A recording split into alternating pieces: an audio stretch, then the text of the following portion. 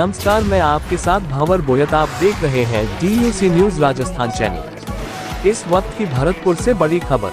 राजस्थान निर्माण मजदूर महासंघ का अधिवेशन भरतपुर में हुआ संपन्न।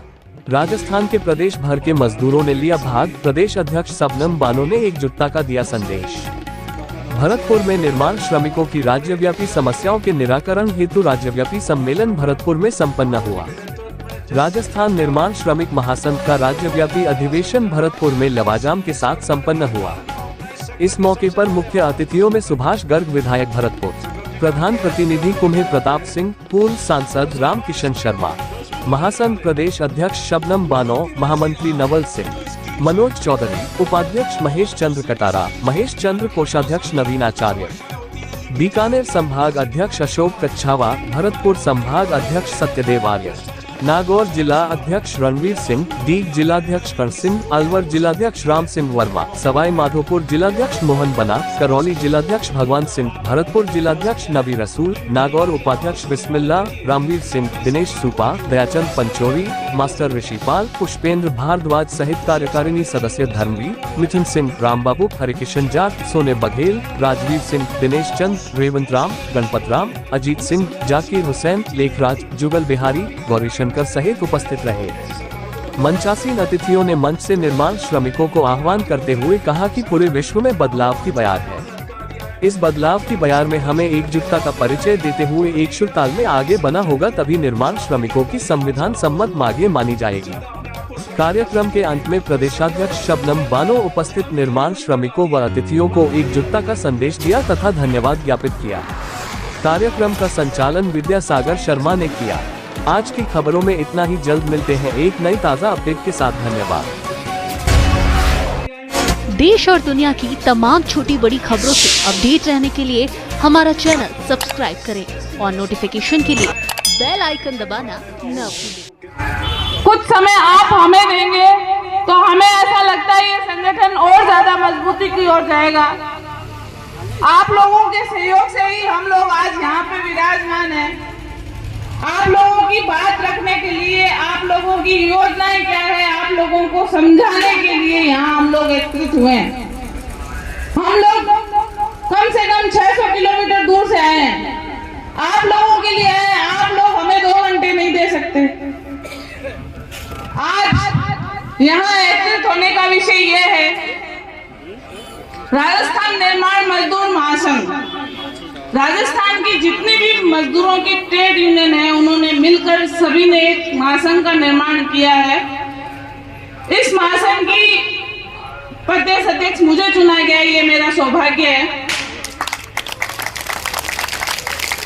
हमारे जितने भी बड़े लीडर हैं सभी मेरे से गणमान्य हैं, सभी मेरे से ओहदे में बड़े हैं, सभी मेरे से पद में बड़े हैं, लेकिन सबसे छोटी होने के नाते उन्होंने मुझे चुना। पता नहीं मुझमें क्या देखा, आप लोगों का हो सकता है मैं नेतृत्व कर सकती हूँ, इसीलिए शायद इन्होंने मेरे को चुना। आज हमारे जो सभी अतिथिगण बैठे हैं उनसे मैं ये कहना चाहूंगी, भरतपुर में जो ट्रेड यूनियंस हैं वो बहुत एक्टिव है। बहुत एक्टिव होने के कारण आज इतने लोगों की उपस्थिति हमें ये बता रही है कि वाकई में मजदूर हैं जो हम लोगों को सुन सकते हैं, समझ सकते हैं। मजदूरों की जो योजनाएं हैं, उन योजनाओं का लाभ कैसे मिले, इसके लिए आप लोगों को मजदूर संगठन से जुड़ना होगा।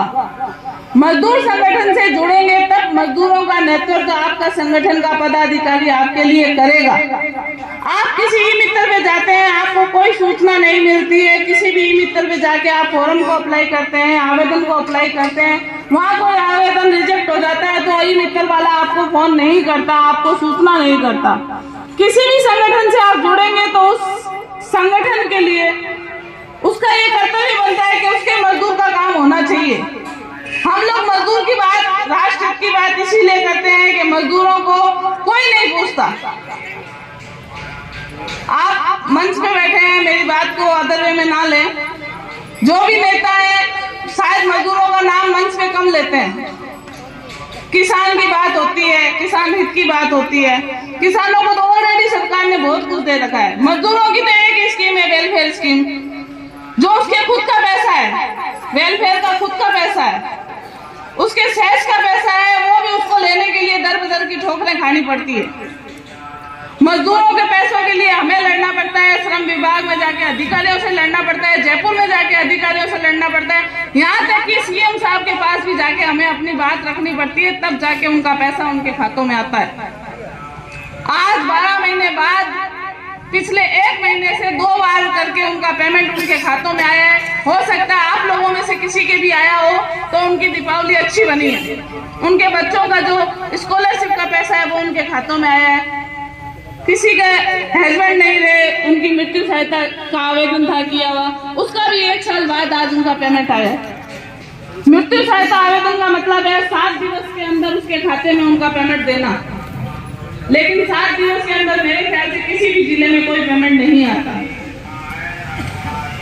सरकार मेरे को लगता है सो रही है। जो उनकी खुद की योजना बना रखी है और उनकी खुद की जो गाइडलाइंस है उसमें भी वो खर्च नहीं उतरती है, चाहे वो बीजेपी सरकार हो चाहे वो कांग्रेस सरकार हो। हमें किसी सरकार से कोई लाभ है ना हानि है, क्योंकि सरकार का पैसा मजदूर को नहीं मिलता। हम ये चाहते हैं कि हमारे बीच में जो अतिथि है वो सरकार तक हमारे मजदूरों की बात को पहुंचाए, ताकि उनको उनका पेमेंट, जो उनकी योजना है, उनका लाभ समय पे मिले और मजदूर भी खुशी खुशी हर साल अपने बच्चों के लिए जो उनकी स्कीमों की सहायता से उनको आवेदन का लाभ मिलता है उसमें भागीदारी निभा सके। आज एक मजदूर परेशान होकर ये कहता है कि इस मजदूर डायरी से मुझे तो कोई फायदा ही नहीं है, इस मजदूर कार्ड से मुझे तो कोई फायदा ही नहीं है, क्या करूं मैं इसको बना के? मैंने तो रख दिया अलमारी बना के, 7 साल से बनाया, मुझे तो कोई फायदा मिला नहीं। फायदा लेने के लिए आपको ई-मित्र पे ना जाके, मैं एक ही सलाह दूंगी, ई-मित्र पे ना जाके मजदूर संगठनों के ऑफिस कार्यालय में जाके आवेदन करें, ताकि वो आपके आवेदन को स्वीकार करवाने के लिए लड़ सके।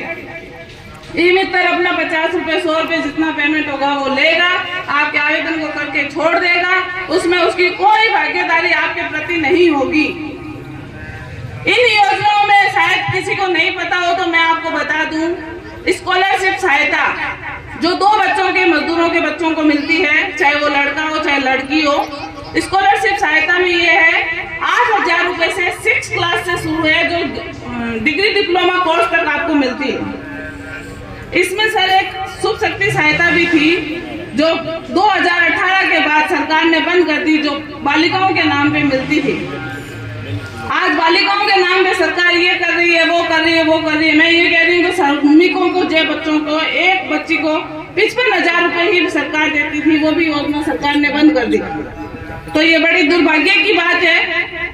हम लोग चाहते हैं कि हमारे बच्चे की भी शादी हो तो उसे भी कुछ मिले, लेकिन सरकार ने इसमें भी रोक लगा दी। हम आपके सहयोग से ये कहना चाहेंगे कि आप भी सरकार तक हमारी बात पहुंचाएं कि आगे ये स्कीम को चालू रखा जाए और इस योजना का फायदा मजदूरों को मिल सके।